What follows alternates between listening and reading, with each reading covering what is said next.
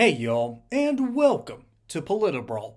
My name is Brian, and future border czar Tom Homan doesn't just tell what he's going to do, he tells the truth to this Face the Nation reporter whose audience probably doesn't want to hear it. This is great. Let's dive in. Deportations are now at a decade high. They were at the end of 2024, nearly 300,000 people deported by the Biden administration. The incoming administration has promised the largest deportation operation in history. What's the number? What's the measure of success? Well, let's talk about this administration, what they claim is a huge deportation number this year. Actually, if you drill into the numbers, about 80% of those numbers are actually Border Patrol arrests that the enforcement removal operation of ICE process and move back across the border. They weren't internal enforcement arrests. If you look at the historic number of illegal entries the last 4 years, ICE, Immigration Customs Enforcement, has the lowest number of deportations in the history of the agency. So they're playing a numbers game, just like they play the numbers game and the number of people coming across the border. Okay. So even though they claim we got the highest number of deportations, look at those deportations, who actually made those arrests, who actually removed those people. It's not ICE. Okay, it's still a higher number than the Trump administration, but I want to ask you, for the incoming Trump administration, what's the measure? It is not deportations at the border. You're saying you are going to measure success by people who are already internal in the country to deport. That's how you're going to measure it. And what's that figure? Well, again, let's get the numbers straight. You say they're higher than Trump administration. It isn't about how many get deported, because Trump had illegal border crossings at a 45-year low. So of course removal is going to be lower. The number is how many were released into the United States that are now in the country illegally.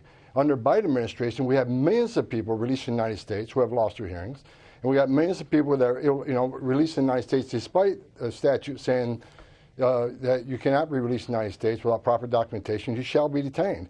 So you can compare the numbers of deportations under Trump versus Biden, but when you consider a 45-year low in crossings, of course the number of deportations is going to be lower because we don't have that population to process and deport. Okay, well, I'm just trying to measure success going forward.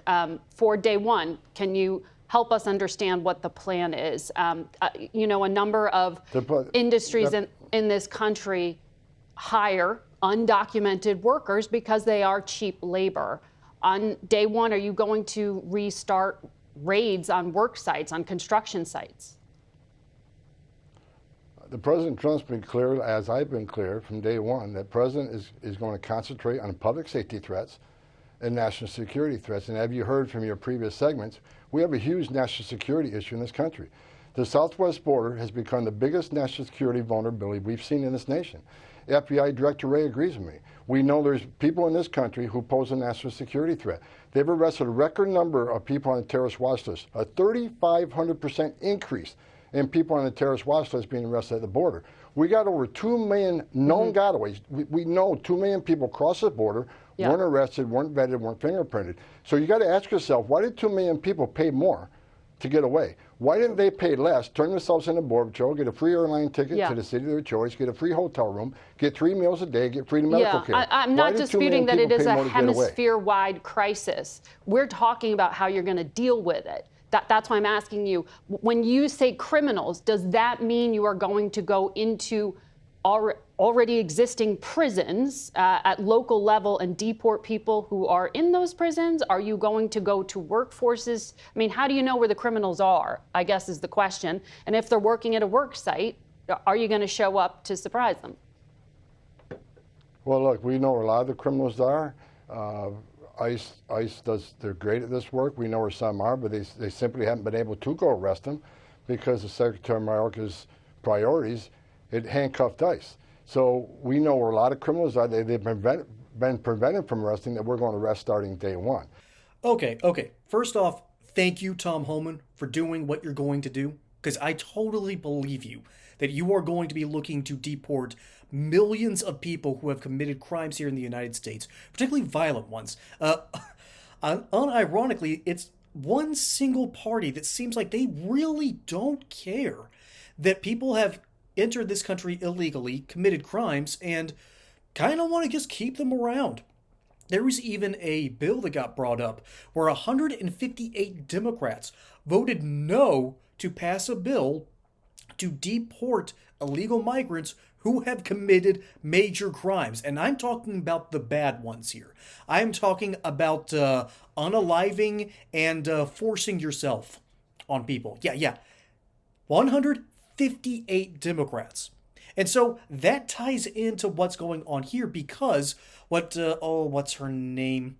Margaret Brennan. What Margaret Brennan is trying to do is not get to the root of what Tom Homan's talking about. No. She doesn't care about the root. She doesn't care about what he's really wanting to do. What she's trying to trap him, to catch him into saying, she's trying to set a trap where basically Tom Homan says, yes, we're going to go into Democrat cities. Yes, we're going to go into sanctuary cities. Yes, we are going to go into these towns and into these villages, and we are going to do what we know Mayorkas refused to do back when he was head of the Department of Homeland Security. Hey, y'all. You've heard about ivermectin, the medication that's been under fire for simply helping people during COVID. Why? Because they don't want you in control of your own health. If you're wondering where to get it, let me tell you about All Family Pharmacy. They make it easy to access ivermectin. It's high quality, made in the USA, none of that imported nonsense from India or China. They even handle the prescription for you and ship it straight to your door. Let's face it, your freedom to choose your own healthcare is under attack. Leaders like RFK Jr. have been warning us, and they're right. Don't sit back and let the system decide for you what you can and can't have. And it's not just ivermectin. All Family Pharmacy offers over 200 medications. Whether you need ivermectin or something else, they've got you covered. Make America healthy again. Visit allfamilypharma.com/brawl and use coupon code BRAWL10 for 10% off of your order. Stock up today and secure your supply. We are going to have to enforce federal law, and that might mean superseding a smaller law on the state and local level. And the reason that Ms. Brennan wants to do this on Face the Nation is to scare Democrats into running around this panic that that Tom Homan is coming for their gardener, that Tom Homan is coming for their housekeeper, that Tom Homan is coming from their friend of a friend of the friend's ex's lover's former roommate. Okay, that is the kind of hysteria that Ms. Brennan is wanting to whip up. That is pretty much all that they have on Face the Nation, because the people that watch this are rich, white liberals. These are people who live in ivory towers, and I harp on these folks all the time here. And these folks, simply put, care more that their lawns are mowed, even though we were better off when the high school kids mowed our lawns. But these people don't believe in having children anyways, so I guess there's that problem. But ultimately, Tom Homan is simply making a point that Mayorkas had to fudge the numbers right there at the end because the Biden administration realized, oh crap, people are mad about this. Traditional Democrat voters are mad about illegal immigration. Voters that didn't used to show up for elections, like say the Amish, got screwed over by the Biden administration. And minority voters who are realizing that the Republicans are offering a better solution to the problems, they're noticing that there's a crime issue. They're not voting for the Bidens or the Harrises in this case, as it were. And so at the last minute, they fudged the numbers, which Tom Homan even talks about. I think Ms. Brennan said that there were 340,000 deportations. Yeah, it turns out 80% of that. And let's do some quick math. Let's break it down. 80% of 340, well, 80% of 100,000, 80,000. So you do that 3 times, 240,000. And then 80% of 40, you can break it down into tens, 8,888. So 34, so 32, so 272,000 of these deportations were accosted already at the border and basically shipped right back where they came from. That's not exactly a great number to use because we already use that number for other purposes. When it comes to deportations, that's people who have been entrenched here at some point, not just magically bounce back and forth, okay?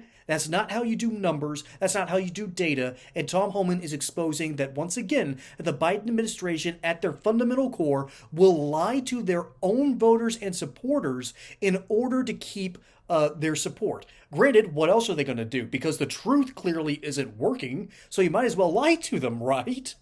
That's how terrible things have been under Mayorkas. That's how bad things were under Biden. And who was the border czar the whole time? Kamala Harris herself. This was a failure of an administration, and people like Face the Nation would carry water for both Biden and Harris, and of course Mayorkas as well, for this hot, steaming mess that they thought that they were going to polish and turn into a golden nugget. The only nugget this is needed to be flushed a while ago, and Tom Homan is going to be coy on the details, but he does reveal one important thing at the end, and I'll end on this, that they are going to use federal resources to work with law enforcement at local and state levels in order to remove illegal migrants who have quite literally broken multiple laws, and that way you can weed out some of the biggest problems and you can go from there. That is the current plan. That is not something to panic over when you're coming after criminals.